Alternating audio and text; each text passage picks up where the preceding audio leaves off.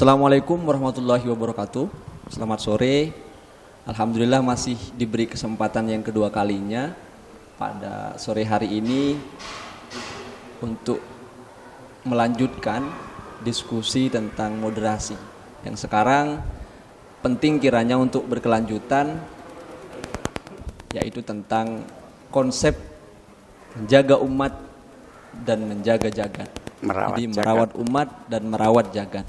Hal ini penting kiranya karena beliau sebelumnya sudah ngobrolin tentang problematikanya, interpretasinya. Kira-kira sekarang ini adalah konsep dan implementasi real dari masyarakat untuk benar-benar mampu merespon ketika ada apapun di sosial masyarakat. Dan itu nanti menjadi pandangan pada masyarakat, dijadikan metodologi bersosial. Kira-kira begitu Abah ya. Oke. Monggo untuk selanjutnya kami persilahkan kepada Abah Fathullah untuk menjelaskan. Terima kasih. Baik, pemirsa Batu TV yang dirahmati Allah, mudah-mudahan kita tetap diberikan kesehatan, bisa melaksanakan ibadah dengan tenang dan tumaninah. Terkait dengan moderasi problematika umat di Indonesia, bagaimana solusi menghadapi berbagai macam problematika yang ada. Tentunya ini tidak bisa kita satu patok, tidak bisa dari sudut satu sisi. Mungkin problemnya dulu yang kita urai. Misalnya problem tentang kepemudaan, tentang gejala-gejala narkoba yang mewabah, tentang ekonomi, tentang pendidikan, tentang politik. Ini mana yang harus kita urai, apa solusinya? Di dalam kompetisi seperti sekarang ini, bagi seorang pemuda tentunya ya menurut saya harus mengetahui jati diri bangsa. Untuk merawat umat atau untuk memelihara umat, merawat jagat yang kita gagas, tentunya problem umat yang pokok terhadap bangsa dan negara ini apa? Sebagai pemerintah mestinya harus mampu menjadi pelayan, khadimul ummah, bukan untuk dilayani. Seorang pejabat kadang-kadang kita lucu ya, yang biasa sebelum jadi pejabat tuh bisa buka pintu mobil, setelah jadi pejabat seperti orang setruk, tidak mampu buka pintu mobil. Ini kan kesan dilayani, mestinya harus menjadi pelayan umat. Nah ini gejala-gejala ini yang muncul, bagaimana menyelesaikan? Terus masa bodohnya terhadap kaum milenial, terhadap perkembangan demokrasi, ya bukan masa bodoh, tidak tahu. Nah, karena arah bangsa kita ini ya tergantung perjalanan demokrasi. Dan juga pemahaman agama. Nah, pemahaman agama ini penting. Kita beragama itu kan, agama kita itu Islam yang rahmatan lil alamin. Jadi tidak usah terlalu ekstrim lah. Ya kayak orang Indonesia inilah.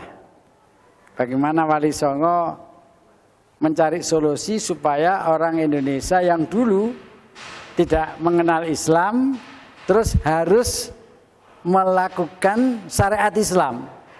Ya tidak harus pakaian seperti orang Arab. Ya kebetulan seperti saya ini ya pakai batik, sarung batik, pakai kopiah. Padahal di Arab tidak ada yang pakai sarung batik. Ini menjaga tradisi, ya. Menjaga tradisi sehingga Islam itu jangan dibayangkan seperti yang harus pakai jubah serban besar, nanti sholat di lapangan atau wudhu banyak air dengan tayamum, gitu-gitu kan. Seakan-akan aja lah. Nah, oleh karena itu solusi di dalam menghadapi perbedaan ini, kalau problem politik ya harus melalui kerukunan, bahwa politik ini harus, tetapi jangan seakan-akan gampang menyalahkan orang lain. Yang kedua, kalau problem ekonomi, seorang pejabat itu jangan minta dilayani, tapi bagaimana melayani umat tentang ekonomi. Sederhana saja sebenarnya. Nah, bagi seorang ulama, ya tentunya ulama tanda kutip ya, ulama yang menjadi warasatul anbiya, bukan ulama nuwun sewu, ulama yang berstempel ya. Jadi ulama itu kita ini pengikut ulama ya, bukan ulama ya. Jadi pemahaman ilmu agama ya tentunya harus melalui ulama-ulama. Inilah beberapa solusi yang tentunya masih perlu diskusi panjang ya. Perlu diskusi panjang untuk menyelesaikan problematika bangsa di tengah-tengah perbedaan dan pergulatan. Belum lagi gangguan-gangguan sosial media, Mas. Belum lagi gangguan-gangguan sosial media. Lah rupanya ketika saya masih di DPR dulu itu, kita agak khawatir terhadap perkembangan sosial media 10 tahun yang lalu ya. Tetapi pemerintah yang menangani masalah itu di pusat Jakarta sana tidak mampu membendung berbagai macam informasi melalui sosial media. Nah ini harus dengan cara pemahaman, mengetahui dan nilai-nilai agama yang bagaimana yang bisa kita pakai. Saya kira ini singkatnya waktu, terbatasnya waktu. Mungkin di lain kesempatan kita bisa lanjutkan. Mudah-mudahan walaupun hanya beberapa menit kita ketemu, tentunya kita paham perbedaan, kita paham kebinekaan, kita jaga persatuan, kita jaga saling menghargai, saling mencintai, sehingga kita akan tercipta baldatun thayyibatun warabun ghafur. Terima kasih. Mungkin itu yang dapat disampaikan. Terima kasih sekali lagi Abah atas waktu dan penjelasannya terhadap kita yang muda-muda ini. Semoga nanti mampu memahami secara utuh perbedaan dan tata cara konsep merawat umat dan merawat zakat. Mungkin itu saja.